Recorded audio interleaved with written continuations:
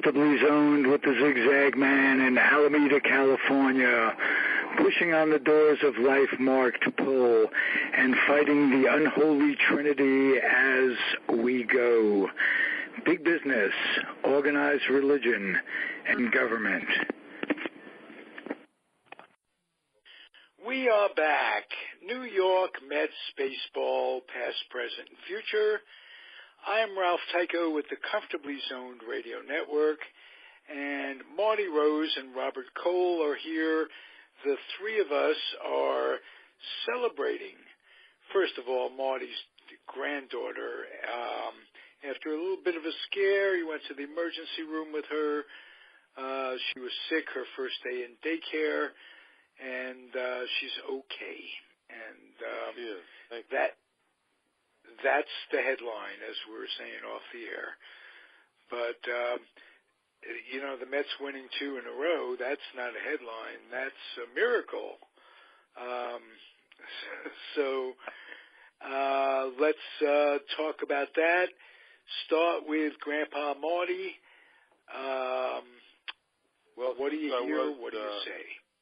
Yeah, since I was in the emergency room, and we started off in the local place that you go to first before the emergency room. Oh, urgent care. Yeah, and they looked at her. They said we should, go see the real doctors. So it was like a 5-hour ordeal altogether. So I unfortunately missed yesterday's game, but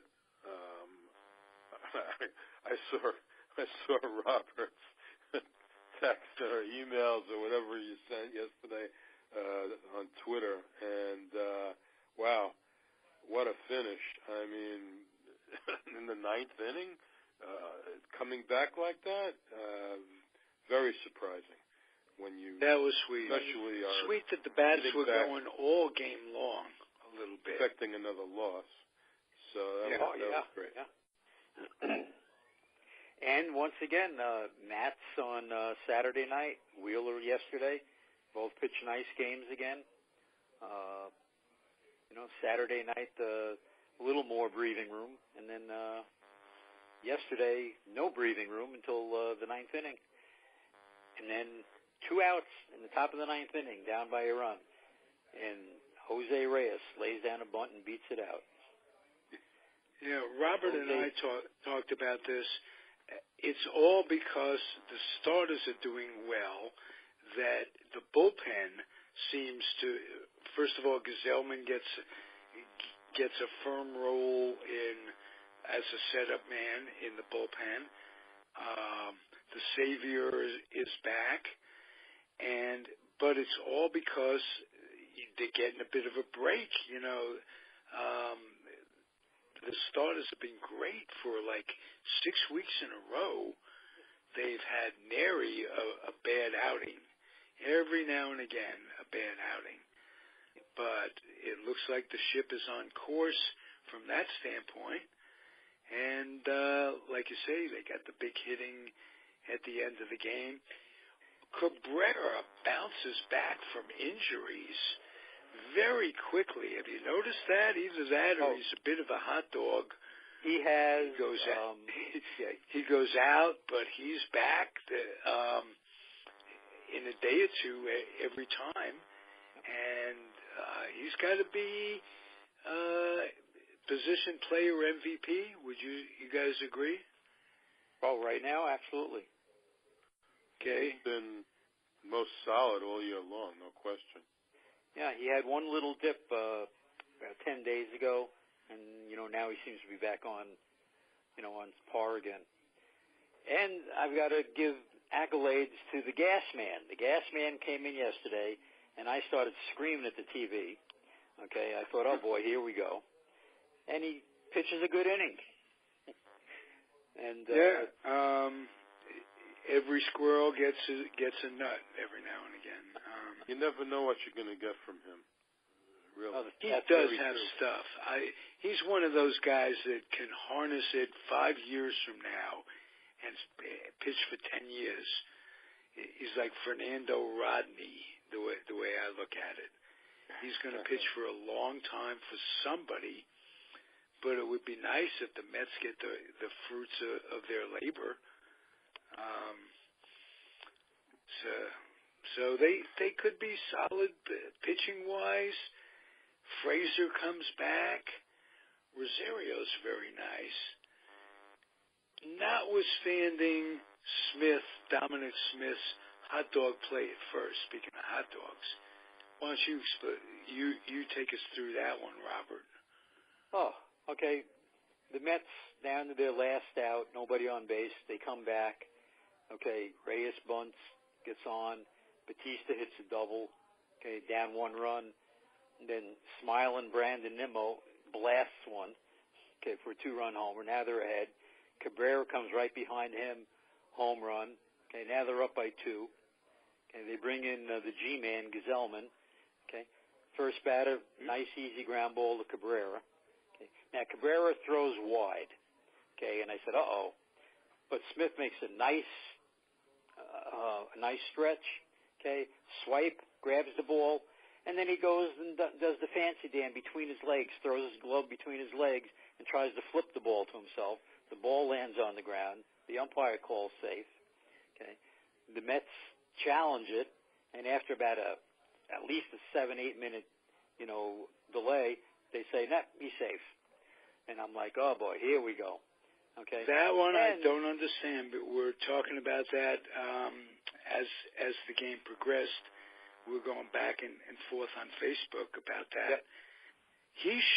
It was a hot dog play, no question, and he should know better. I'm sure he'll learn a lesson.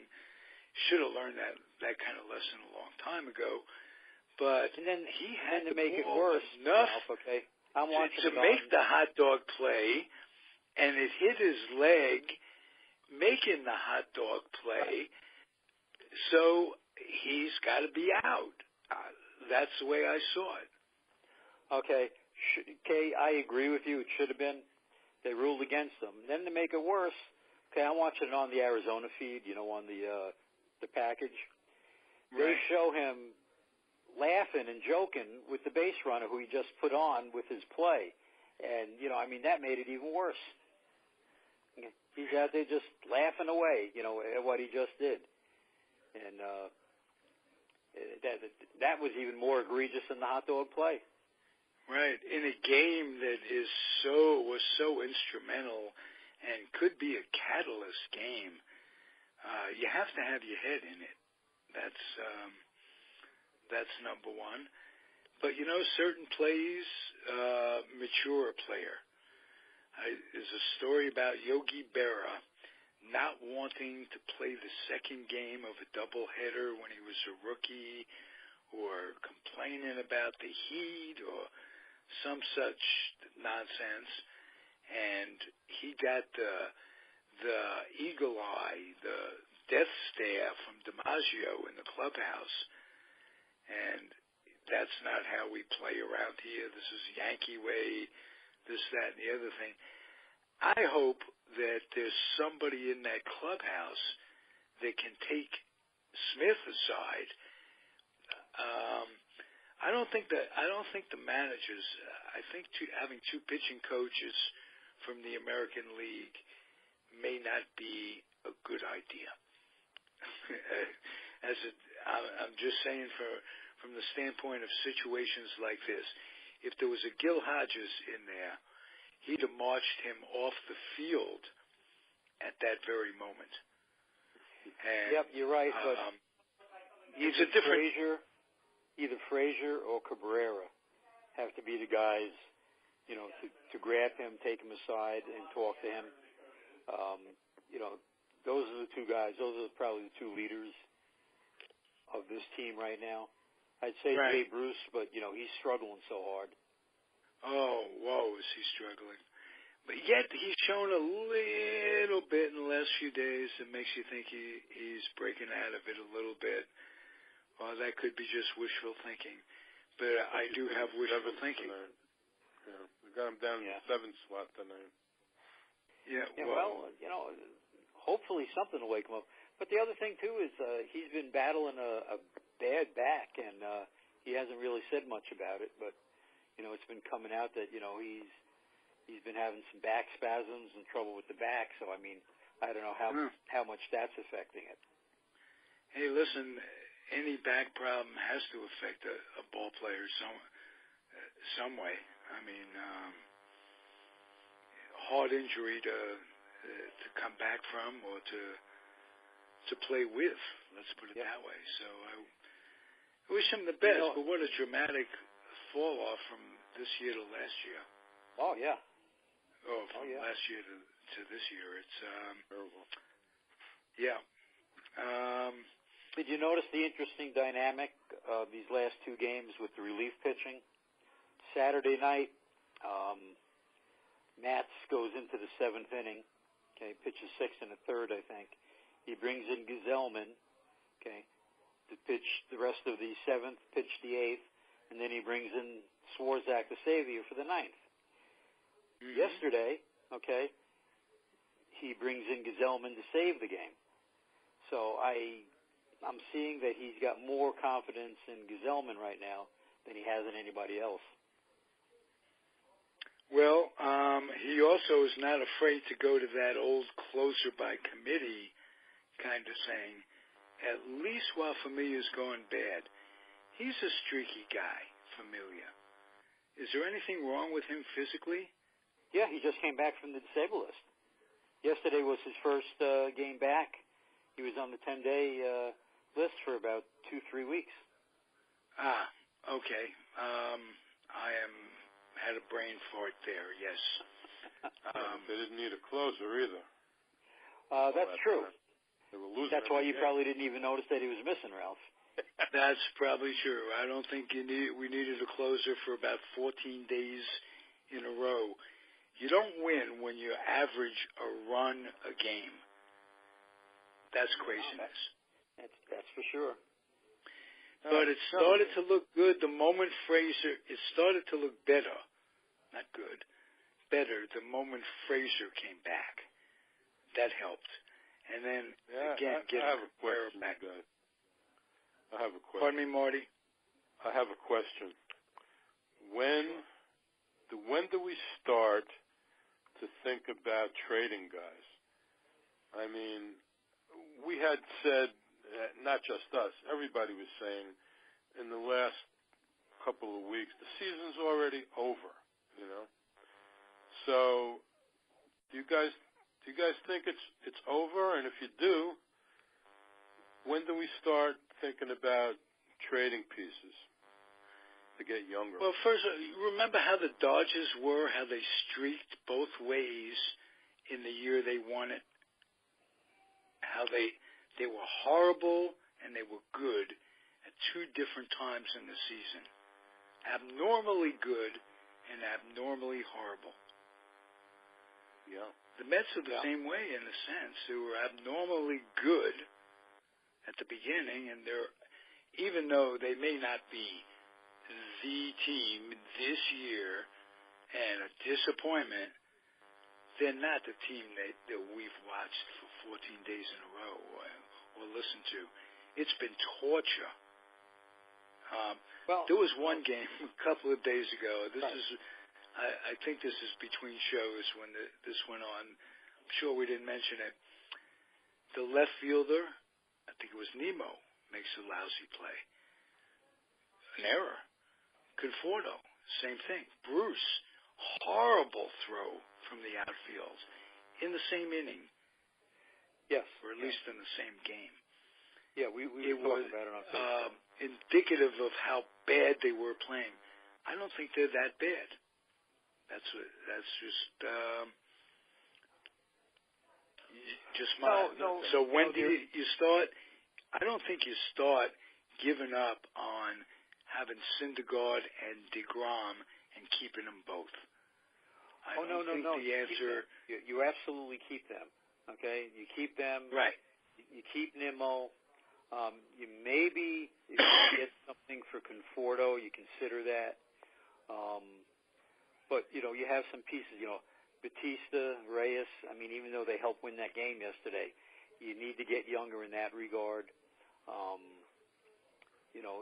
The bullpen still needs some shoring up in places. But I would start going young. I would start looking at it the way the Yankees did a couple of years ago. If you remember, they traded Chapman, they traded the other relief pitcher to Cleveland. Miller. Miller. They got some really good young pieces, and at the same time, they had a couple of young pieces in their minor league system. I'm kind of looking at it like that. If you can get something for Familia, I absolutely trade him. Okay? I absolutely trade him. You see what you can get. He's probably got the most value of anybody in the bullpen. I keep Gazelman. I keep Lugo. And you do start to make some some moves at some time or another. Hopefully it's before next year. Cespedes comes back. And that would make a big difference. Hey, we're happy to have Wheeler healthy, but, his ERA is almost 5. But that was all in the first few weeks, Ralph. I'd say the last 4 turns, he's been very, very good. Very, very good. And Grand Slam Seawald gave up his runs the last time. Yes. Right. Okay. Yeah, you're absolutely right. He pitched great the other night, and then they pulled him. I mean, I think he was left in a little bit too long that game. And then, Grand Slam came in and cleaned it up for him. But Wheeler's been pitching very well. I mean, the Arizona announcers yesterday were raving about him. Said it's the best. They had him at 99 on the gun. Yeah, he was in the high 90s several times. Yeah. He had a wicked slider. His changeup was good. That's the best I've ever seen him. So, you really don't want to give up on him either. As we know, the starting pitching is not the problem. It's the bats right now. Mm-hmm. But, you look at their baseball cards. Bruce can't be hitting 212. Conforto can't be hitting 213. This is craziness. And I want to ask you guys, when they have Nemo and Conforto in there together, Conforto plays center and Nemo left. Is that good? I thought Nemo was a better fielder, a little faster, and had more range than Conforto. Am I wrong? Well, no, you're right, but they committed over the winter that the thought process was going to be Cespedes, Conforto, and Bruce is going to be their outfield. And so they committed themselves in spring training to making Conforto into a center fielder. And he's an adequate center fielder. He makes all the plays that he has to make. And I guess they're sticking with that right now. Okay. Is that the day and age we live in, that you're massaging egos of maybe Nemo, of Conforto rather, and he's a guy who hasn't exactly gotten off to a great start. I see him as a better left fielder, but well, that's Cespedes' spot. I know, but Cespedes' if and when he comes back. Port St. Lucie. He's in a whirlpool at Port St. Lucie. Yes, he is. Any news, any prognosis as to when he may be expected back? Well, the last time they went through this, he was in St. Lucie for probably 2 or 3 weeks, and then started some rehab games, which we know what happened with that. And they said they're restarting the process all over again. So I don't expect to see him back before the All-Star game myself. Okay. Might be for the better. Did you hear anything different, Marty? Nothing. No. Zero. Yeah, so I think that's probably the best we can hope for. Okay. And hopefully he comes back whole and healthy this time. I learned something from you tonight that Bruce is going through some back spasms and what have you.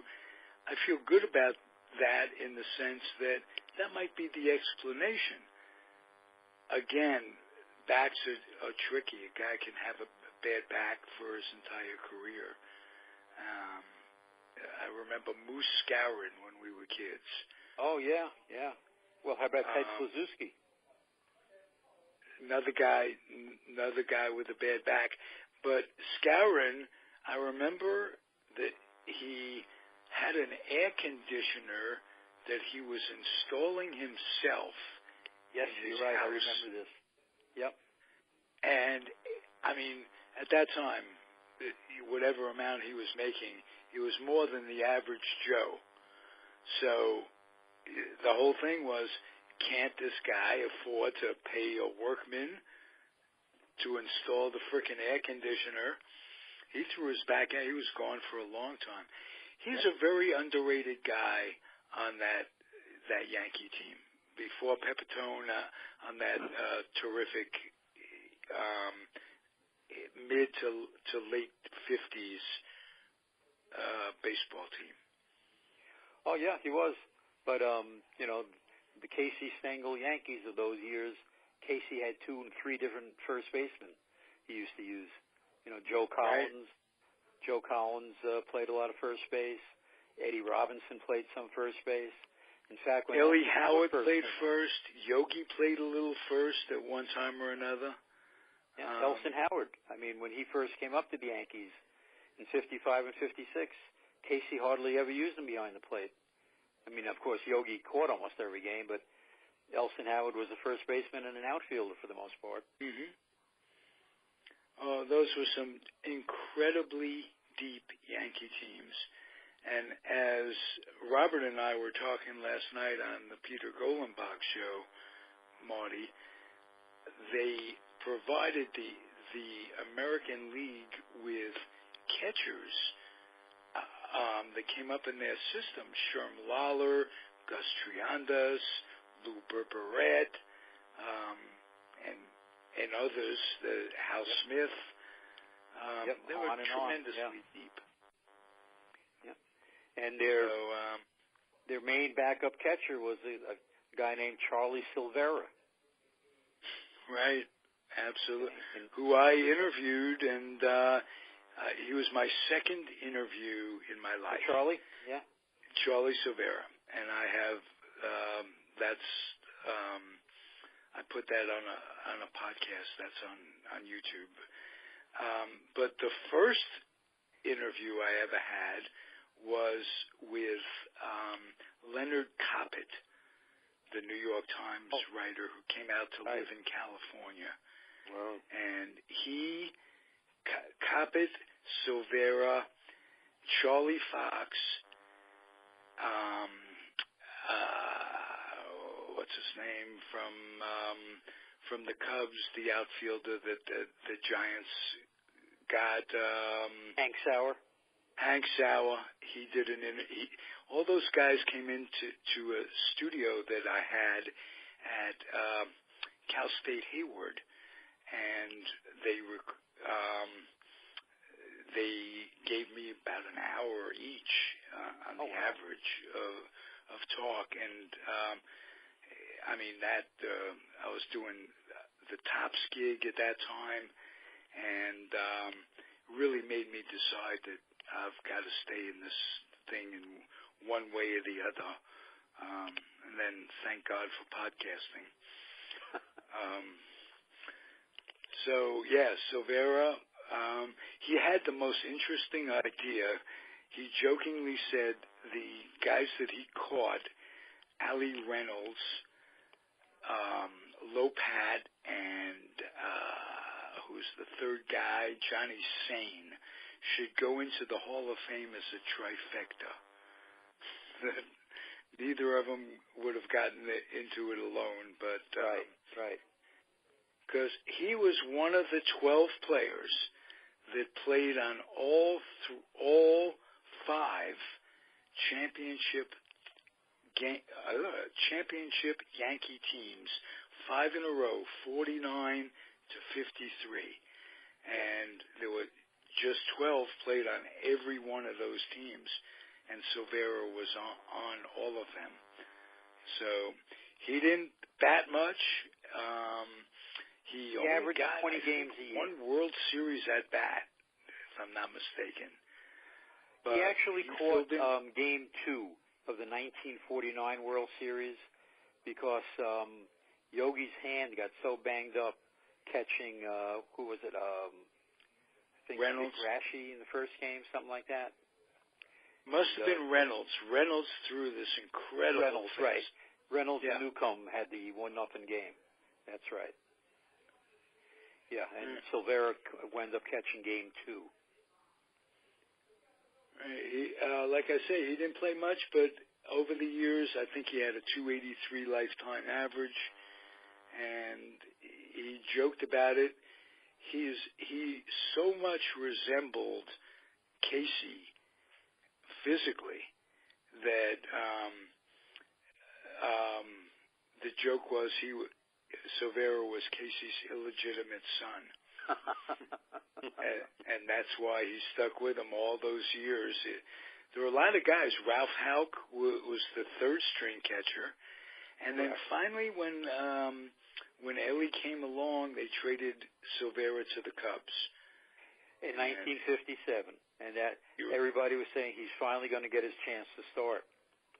And the Cubs had like 6 other catchers besides him. And I think he only caught like 20, 30 games that year. Hey, guys, do you remember in the spring when the Roto Rejure, the insert of the news and the Times, they always had the magazine insert. And do you remember the photography that they sent back from spring training with the Yankees in those days? You remember those? Yes, yeah. The News used to do one just before the beginning of the season when the Yankees and the Dodgers played their exhibition games.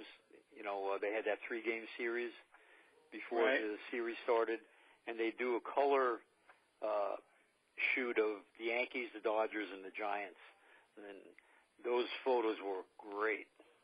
Absolutely great. And they were color photos. And in those days, we didn't get much color. Nope. Baseball cards notwithstanding, it was a black and white world we lived in. Correct. Very few of us had color TVs. Marty had someone on his floor with a color TV off to the... Do you remember that? Third floor, yeah. It was on the third... Yes, it was on the third floor in your building. Yeah, and that was the first color TV I ever saw. And good recall, huh, Mert?